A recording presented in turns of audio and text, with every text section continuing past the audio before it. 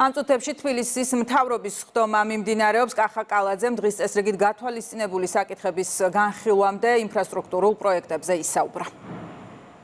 მერიის გარემოს დაცვის საქალაქო სამსახურმა ნაძალადევის რაიონში სანზონის დასახლებაში ნომერ 26-27 კორპუსების მიმდებარედ არსებული სკვერის რეაბილიტაცია დაასრულა. სარეაბილიტაციო სამუშაოები 12,000 კვადრატულ მეტრზე განხორციელდა, მოეწყო განათების სისტემა, საფეხმავლო ბილიკები, დასასვენებელი პავილიონები, სპორტული არეალები, ასევე გამოყოფილია ატრაქციონები პატარებისთვის, შადრევანი გაკეთდა, საპარკეავეჯი იქნა განთავსებული, ყველანაირად მოწესრიგებული, განახლებული, რეაბილიტირებული არის აღნიშნული სივრცე. ანაპის 414 დივიზიის ქუჩაზე უნივერსამის მიმდებარე ტერიტორიაზე მდებარე სკვერის კაპიტალური რეაბილიტაციის სამუშაოები იქნა ჩატარებული. პროექტის ფარგლებში 4,000 კვადრატულ ფართობზე შესრულდა გამწვანებისა და ინფრასტრუქტურის შესაბამისი სამუშაოები, დამონტაჟდა შადრევანი, განათების ბოძები,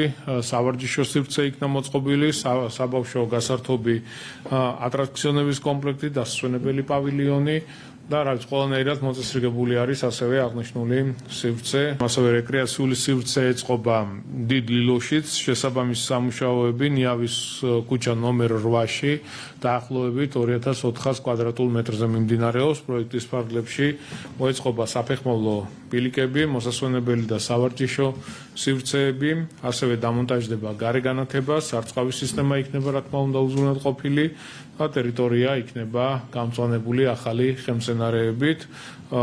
ასევე სკვერში ეწყობა გრუნტის დამჭერი კედლები და დამცავი ჯებირი, რაც მნიშვნელოვანია, რომ აღნიშნული სივრცე ყველანაირად უსაფრთხო იყოს.